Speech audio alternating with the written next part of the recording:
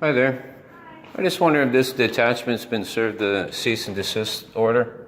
A cease and desist? Yeah, anything related to the authority of COVID? I have not, no. Okay, could I leave this for your chief? I would have to talk to somebody. It is legit. I just gonna just recommend that it gets complied with. It's recommended to give to your chief of police. I believe that's Chief Gilbert. Yep. If you could do that, that'd be great. So I'm just gonna. You say that way I know who I'm speaking. If you need my name, you can get it through Romana. She's the new commander-in-chief. I'll be reporting back.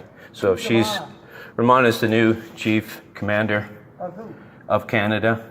She's telling people to go and serve their local police department or mall security office with printed out pieces of paper that remind me of a 1995 printer where there's a border around it and you make a card and you send it to your friends. People are going and serving those. There's video coverage of that in my piece there. The people are going and trying to serve their police department with this. The other thing that she's doing is she's trying to, get people to sign up for a militia, which I'm sure is not going to look good on a criminal record if you have voluntarily signed up for a militia. And there's at least 900 people who signed up for that when I filmed that video. So it could be over 1,000 now. There's over 30,000 people in her Telegram group.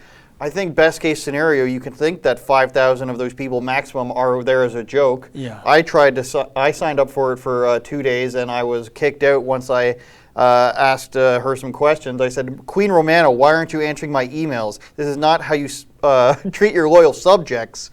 And I was kicked out of the group, David. That is interesting, Andrew, because I know you reached out on a couple of Yes, occasions. I reached out in a serious manner twice. Yeah, and I've never, or I should say very seldom have I come across somebody either running for office or proclaiming some kind of outrageous title like Romana does, who didn't want to devour the microphone, didn't want to give an interview. Why do you, it can only be more publicity for her, so why do you think she declined to come on camera?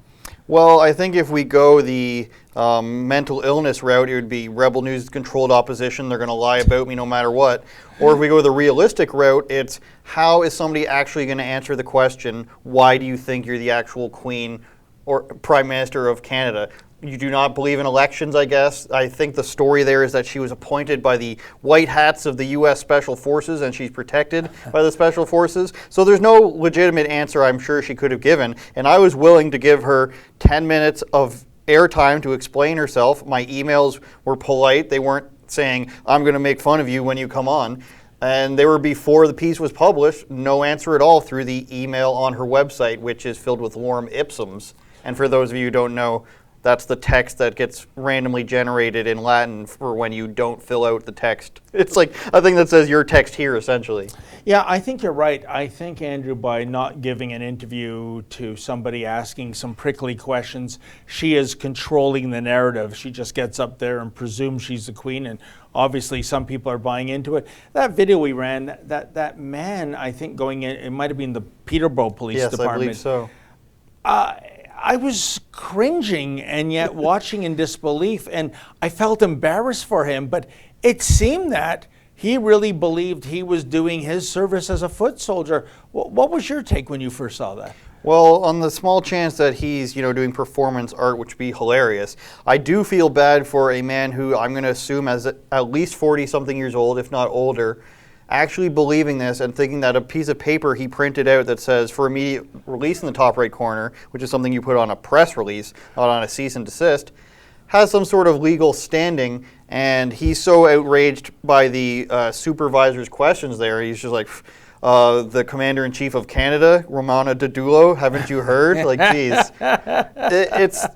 I used to not believe it when I would see content creators in the United States say, there's this fringe of the right wing or the conservative wing that can go just as far as the far left, maybe not in terms of violence, but in terms of, just believing anything, and no matter what anybody tells them, oh, you're wrong, I'm not a conspiracy theorist or anything. But since then, with the UN stuff we've been through, yep. And with this, there is a section of people who just think no matter what you say, as long as you disagree with them on this little thing that they hold beholden to be true, then you must be a liar, controlled opposition, paid off or something. And it's pretty troubling when those people start emailing you But what you have to kind of remind yourself is that, like, out of, let's say, 1,000 emails, that's 5. Yeah, but you know what? You're so right, Andrew. I mean, up until very recently, not a day went by when I wasn't getting an email or the tips line wasn't getting an email saying, when you're going to do this story about our new queen.